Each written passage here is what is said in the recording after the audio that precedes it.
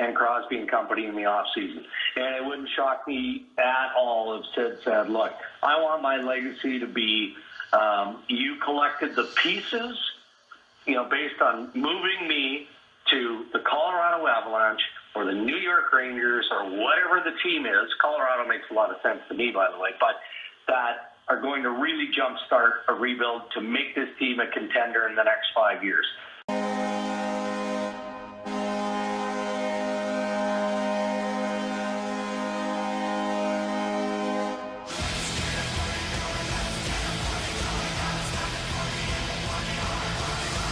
Before we start this PFR, I want to address what Darren Dreger said in these past couple of days about Ron Hextall coming in and Brian Burke coming in, and the possibility that Sidney Crosby will be asking for a trade to the Avalanche or the Rangers.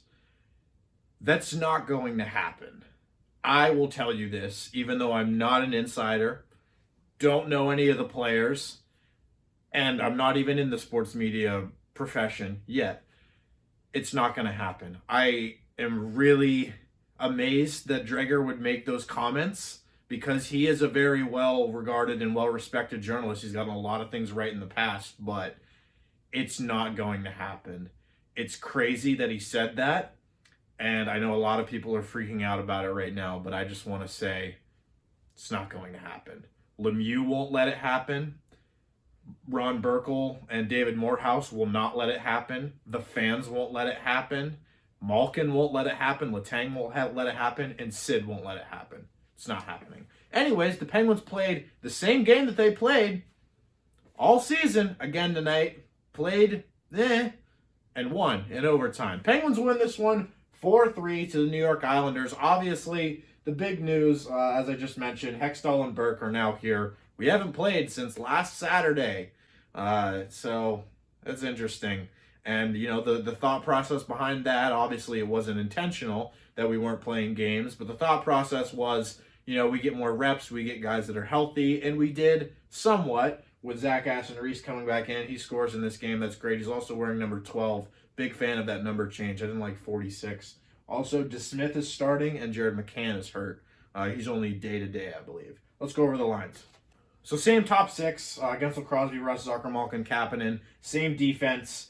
Joseph still in that first pairing with Letang. Joseph had a part in tonight's game where he didn't look the best, and Marino also had a part in the game where he didn't look his best. Dumoulin, Riikola, Pettersson, McCann, Rodrigues, and Trotman are hurt for us, and as I mentioned, DeSmith gets the start. Now, with Aston-Reese back, Aston-Reese-Blueger-Tanev was the line last year that was the only line that stayed healthy for the entire season for the most part.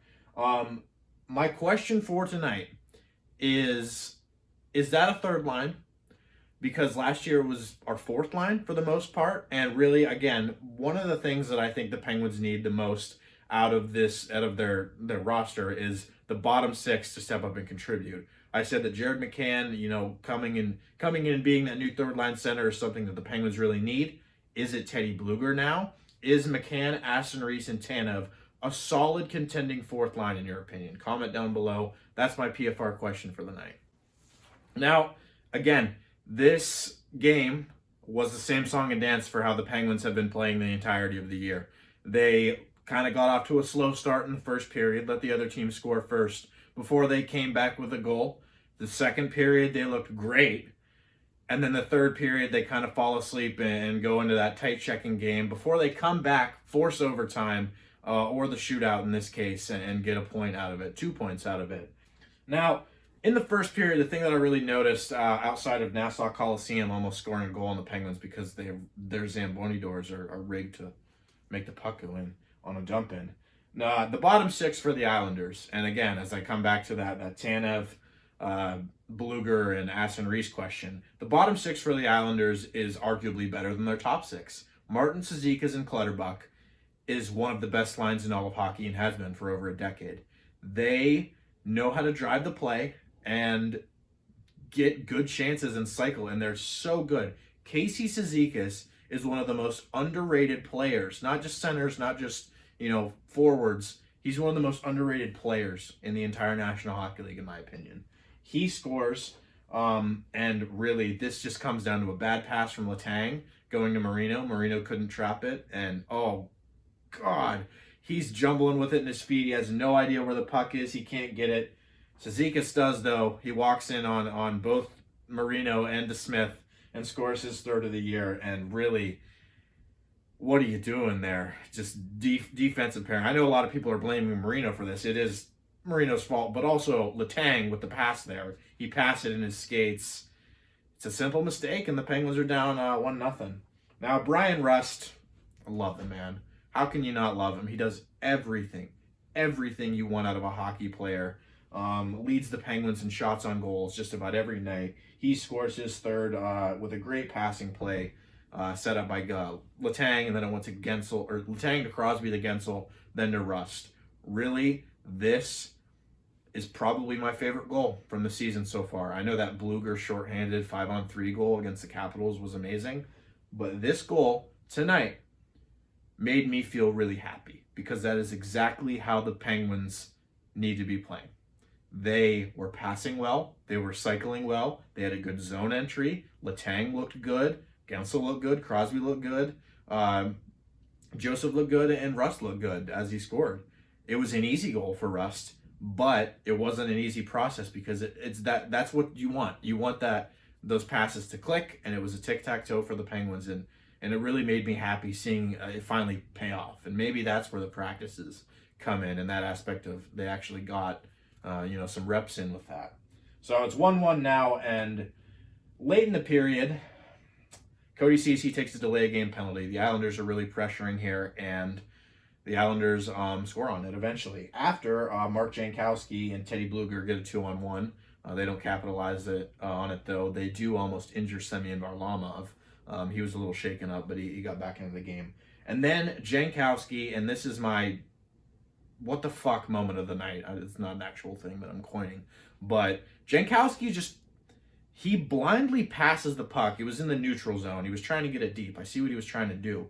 But it was a blind pass. It was on his backhand, and he just passed it behind him. He has no idea where this puck's going to go. He's just hoping it goes into the Islanders zone. The Islanders take that. They go into the zone, and they score. It's Pageau with a tip-in shot. Jankowski, as simple as a play that is, it turned over the puck, and the Islanders score off of it. Into the second period, Barzal gets a nice chance. The Islanders, again, that's just their play style and how they beat the Penguins in that 4-game series back in 2019. They're playing simple. They're playing simple game in and game out, as I mentioned with the Cizikas, Martin, and Clutterbuck line. They are just chipping away, playing good defensively. The Penguins are starting to play good offensively, but they can't get as many shots to the net, and when they do, Varlamov looked good. He's also a very underrated goalie. Now, the Penguins actually get a goal off of this, which is crazy because usually when the Penguins get good offensive chances, they don't even shoot the puck. Zach Aston-Reese, huge fan of him, obviously coming back from injury, and it's so good to see him get a goal in his first game back, also with the new number again. I'm ecstatic about that. It was a simple chip and chase type play. That third line, paying dividends for the Penguins. Is it the third line or is it the fourth line? Comment below. And the Penguins tie it up. Again, this is a typical second period for the Penguins. They were playing pretty good. I was pretty happy with how this team was playing, but really, again, it's not consistent. Because the Penguins get a power play. Perfect time, right? Except for it's the Penguins' power play, not any other team's power play. The Penguins are 0 for 20 on the power play this year. 0 for 24 is the longest that they have been in the entirety of Mike Sullivan's tenure as head coach. That's the biggest drought they've went through. They're 0 for 20 right now. They only have had a couple power play chances these past couple of games. Only one in this game. They didn't even have one last game. But still, you need to score on your special teams, especially in a tie game when you haven't had a lead heading into the third period. For the entire season, the Penguins have not had a lead after 2 periods. The entire season. You need to score here, and they don't. There was almost a shorthanded goal.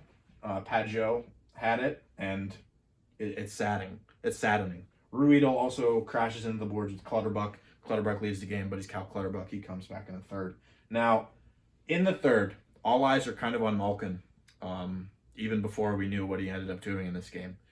He was kind of silent on the night. He gets a 2-on-1 with Zucker, and he doesn't get the shot. He doesn't get the shot off. Malkin, He had 0 shots through 2 periods. He had 0 shots, 1 shot attempt, and he was 0 for 8 on the faceoffs. He also had a giveaway, and he also got into it with Matt Martin there a little bit.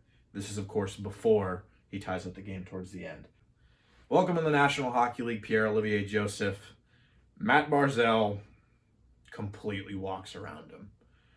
I'm not even mad because that was a filthy goal for Barzal. Letang pinched on the play, and, you know, Joseph was one-on-one with one of the most talented players in the league, and Barzal capitalized on it. It was a bad, you know, break for the Penguins, and I just feel bad for him. Again, honestly, with Marino, even though I'm kind of a little angry with Marino, he's having a bad sophomore slump.